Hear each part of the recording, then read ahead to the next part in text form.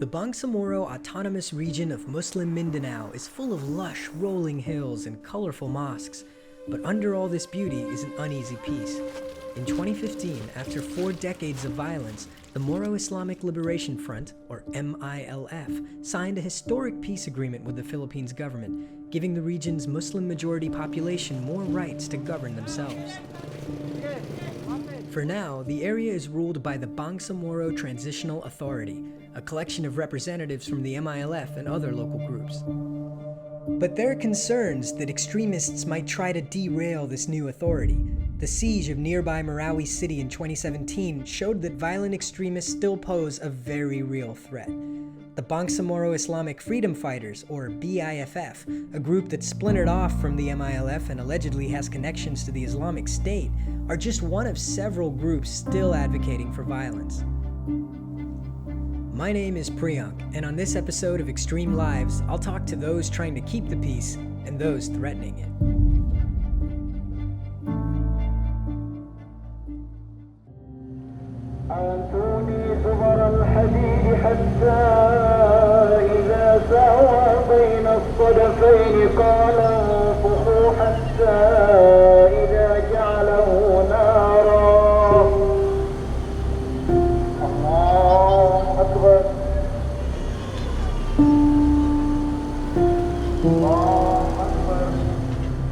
My name is Abu Hurairah Udasan. As a member of the Moro Islamic Liberation Front, they immediately appointed me as a Mufti. And then, of course, this is the highest authority as far as religion is concerned.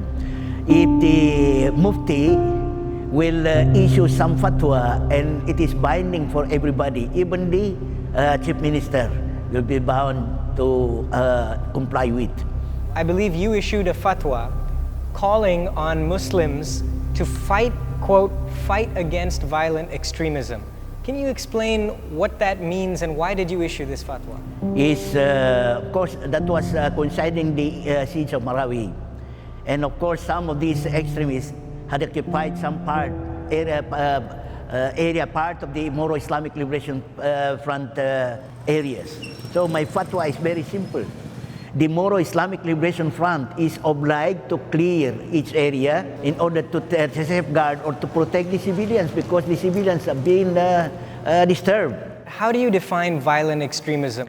You know, I believe that the interpretation of the Quran are the source of differences here. Not all extreme are bad. Of course, if you're extreme in discipline, extremely disciplined, and I think it's not bad. But violent extremism, because some of them are misinterpreting the glorious Quran. Peace is the rule, peace is the norm. But it wasn't that long ago that MILF itself was outlawed and considered an extremist group. Today, not everyone agrees with the Mufti's calls for peace. If you issued a fatwa, do you think BIFF would listen to it? Many of them are listening, yes. But not all of them, especially my previous fatwa.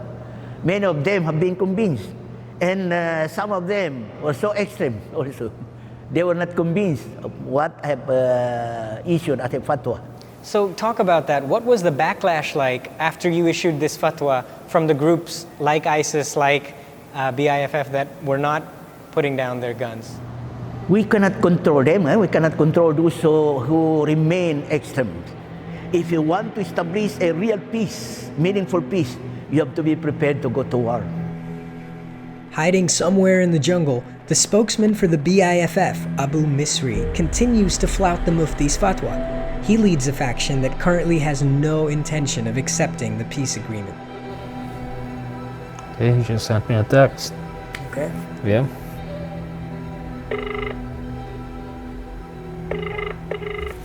Hello. Hello. Hey, salam, mapya magabi. Hello, Abu Misri. Thank you very much for taking the time to speak with us. My first question, you are with BIFF. I want to ask, why are you fighting and who are you fighting against? BIFF o BIFM ay nakikibaka dahil sa galing po kami sa MILF na akala namin ay full totally for independence. Alam mo, kami sa BIFF ay hindi po kami nananadya. Kasi sabi ni Allah, huwag kayong mananadya sapagkat ang Allah ay hindi niya gusto ang taong mananadya. Kaya hindi po kami nananadya kahit na yung kalaban namin na mga sundalo ay hindi po kami nananadya. Pero kung sila nang nananadya sa amin, bakit hindi naman kami lalaban? So, lalaban kami kahit sino pa. Kaya, ganun po ang BIFF. Islamic ang paninindigan. Ganun po. We spoke with this man under condition of anonymity. He used to be a member of MILF 30 years ago, but then he left to join the newly formed BIFF because they promised to help him with a land dispute. He fought alongside them for years, but recently surrendered, laying down his weapons in exchange for his freedom.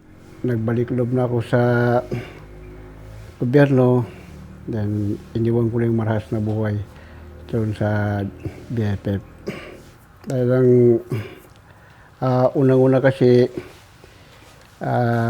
pinirmahan na ni President Duterte ang BOL na baka yan na ang daan para makamit na ang kinangan ng Bangsamoro. You've been fighting the government, you've been fighting this jihad for 33 years against the government. Now you say you've renounced violence. Why should the government believe you? Dahil sa hangarin ng isang tao na sumurrender na gustong magkaroon ng kapayapaan at magandang buhay, lalo-lalo na ang kanyang pamilya, ba't di tayo magtitiwala kung sakali?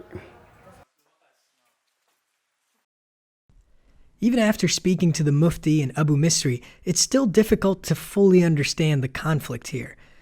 So to find out more, we traveled to the 33rd Infantry Battalion headquarters deep in Mindanao and spoke with its new commanding officer, Colonel Rendaje. So who is the biggest threat over here, in your opinion? We already confronting the BIFF, no more MILF, because MILF, we have already peace agreement between the government and the MILF. So now we are confronting the BIFF. Well, one of those reasons we hear that BIFF separated from MILF is because they did not want to compromise on the goal of complete independence, right? The reason why they joined the BIFF is most of them are because of their personal problem. Number one, land conflict. Number two, maybe feud between families and families, because even the politician, even the barangay officials, the municipal officials cannot help them to settle their problem. So, yung last resort nila is to join the BIFF. If BIFF is actively killing your men, why not put them in prison? Why not send them to trial? Why not arrest them? Instead, why have you let them roam around with relative freedom? Actually, those BIFF who surrender us with kumbaga merong pending case, merong kaso, some of them merong warrant of arrest, then we will put into jail. They can show to us their sincerity, they will support the government, then it's okay for us. So you're willing to forgive them if they show sincerity? Yes, of course, because they are also Filipino. Peace in Bangsamoro does indeed require folks like Colonel Rendaje and the Mufti doing their best to listen to the other side, support the local population, and rehabilitate those who have forsaken violence. Whether or not that will be enough remains to be seen. But after 40 years of fighting, peace, no matter how precarious, is certainly a welcome change.